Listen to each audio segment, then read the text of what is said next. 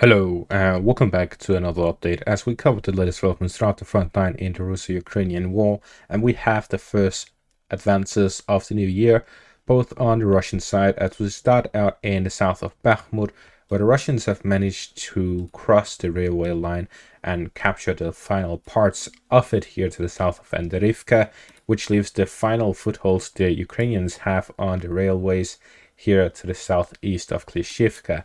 The Russians continue advancing in the direction of Avdiivka after the end of last year, and now is the start of this one, as we see them pressuring the Ukrainian forces here to the south of Klishivka in an attempt to push them away from the gains they made during their summer offensive. So with this, we see that the Russians now have full control over the railways south of Avdiivka, which would mean that Avdiivka will likely soon fall into the hands of the Russian soldiers, after which they will start pushing in a western direction and northern directions from their current positions.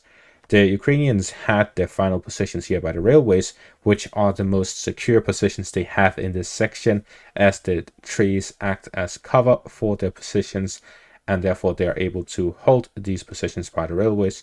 But since the Russians now have control over the area, they will now be vulnerable to a Russian push, especially since the Russians also managed to capture the final pass of the crossing here to the west of Avdiivka and the forest lines to the north of them, securing the Russian positions by Avdiivka and thus securing their flank to then allow them to push in a western direction.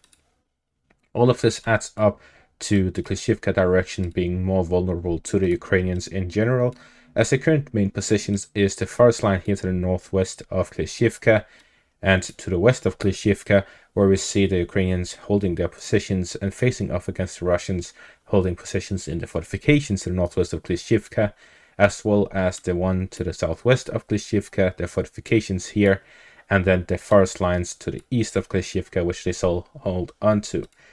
The next target of the Russians will likely be the ones right in front of their faces, which is the ones here to the west of Klishivka, to the northwest of the village, and to the east of it. All of these three are main targets for the Russians, as they are all vulnerable to Russian attacks. The one to the northwest are vulnerable to the Dasha area of Bakhmut, as well as the positions the Russians have east of the fortifications, which will allow them to pincer the Ukrainian positions in the forest lines. We also see that they'll likely be able to push westwards, as we've already seen footage of them being in the area and fighting in the area, capturing Ukrainian soldiers a couple of weeks ago.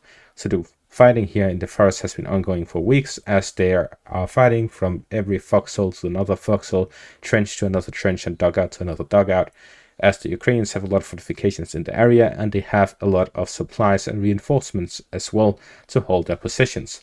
As for the east of the rail lines, the Russians, with their positions in Avdiivka and now securing the first lines to the south of Avdiivka, will now be able to relocate more forces in a northern direction to pincer the Ukrainian positions in the area, and the Russians will be able to attack from both the north, the south, and the east from three different directions to push them out. If they manage to push them out of this area, similar to the first time they captured Klishivka, they'll be able to push the Ukrainians off these hills to the east of Klishivka. If the Ukrainians lose the hills, and with the loss of the fortified area to the northwest of the village, the rest of the village will fall in time. This all adds up to increasing pressure on the Ukrainian positions to the south of Bakhmut, as the Russians continue their pressure on the Ukrainian positions. We also see continuous fighting in the northern flank, however there's been no territorial developments over the past 24 hours. We then move into the direction of Avdiivka, where we here see this geolocated footage which shows Russian positions being fired on with artillery by the Ukrainian forces in this direction. So the Russians managed to capture this forest line right here, and the Ukrainian forces are trying to recapture it and pressure the Russians by launching artillery strikes and forcing them away from the area. We see a continuous trend by the Russians where they first started out by attacking in the direction of Stepove, after which they then captured the forest line to the north of it, then the next one, and now the third one. This all adds up to a continuous strategy we've seen from the Russians throughout the past few months, and that is they first started out with the attacks on the flanks, similar to the Bakhmut direction, where it makes it very simple to talk about because it's a battle that has finished. And that is that the Russians first started out getting a foothold within the city, and then they pushed in the northern direction towards Pedorodne, and in the southern direction towards Veseltolina and towards Opitne, from the southern parts via Sertseve up to the Opitne. So they first start out by getting a foothold in the center, and then they branch out to the sides. It's called the flower maneuver, and it's something that the Wagner forces were using in the Battle of Bakhmut. We see this similar case in the other directions, like in the direction of Klishivka. The Russians launched an assault towards the fortified area to the northwest of Klishivka, after which they are branching out and attacking the sides like in the Dacha area and inside the village itself. This is, however, going very slowly and poorly. In the direction of Avdiivka, we saw something similar. The Russians started attacking in the direction of Stepove, after which they gained a foothold in the area. The Ukrainians responded by launching a counterattack, pushing the Russians out of the village.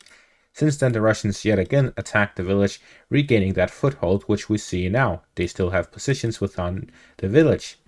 But since then, they started attacking the flanks of Stepove. They started expanding into the sides. And most importantly, they went far up the north by the railways, all the way up to the Dacha area. But to secure these flanks of the railways, they then moved westwards to capture the forest lines in doing so. So they're expanding and strengthening the flanks of the railways by doing this.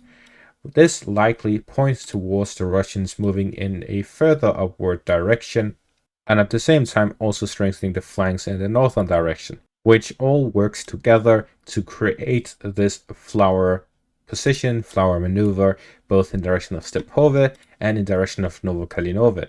So a western direction, south of it, north of it, and in a northern direction to the west of it and to the east of it. So all of this adds up to the Russians trying to implement this flower maneuver on a bigger scale for their forces in the northern direction. However, the most important part of this maneuver isn't simply to just get a foothold in an area, but to actually capture it.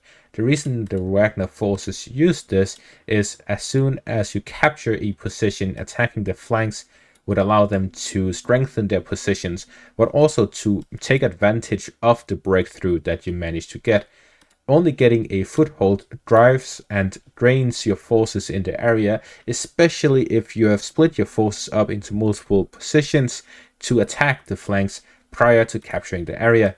What the Russians should be doing is focusing their forces in an area, capture the whole thing, and then move on to the flanks, because as it is right now, they're capturing their flanks, they're strengthening their positions, but in the end they don't actually hold Stepove, which was their goal in the first place, to be able to attack in the direction of the Avdiivka coke plant. What we're currently seeing is that the flanks north and south of Avdiivka are strengthening, they're becoming wider, they're becoming stronger, but in the end it doesn't really matter if the Ukrainians still have supply lines in and out of Avdiivka, and if the Russians aren't actually advancing within the city itself. This would only drag out the battle. Now, of course, I'm only an armchair analyst, and although I've been doing this for over a year now, a year and a half, I still don't have all the information, not even close to all the information they have. So this raises the question, is this on purpose? Are they on purpose extending the fight, making it take as long as possible, considering they have most advantageous positions like the waist tip? They have an overlook over the roads here to the west of Avdiivka. They have heights to the south of the city. They gained a foothold within the residential area. They still need to gain control over the military base the Ukrainians have east of Opitne, and they still need to take Sheverne, Tonenke, and Stepove.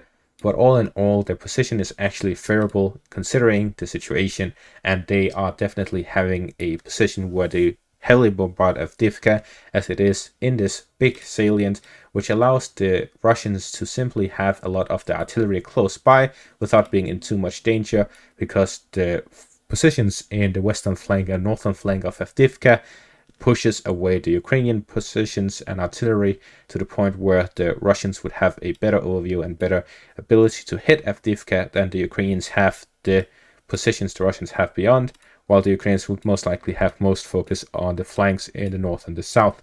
So essentially the north and southern flanks being diversions for the Russians to heavily hit Avdiivka and grind down the Ukrainian positions before storming it once it is weak enough, similar to what the Wagner forces did in the direction of Bakhmut. And that is all for this update. Thank you for watching and have a great day.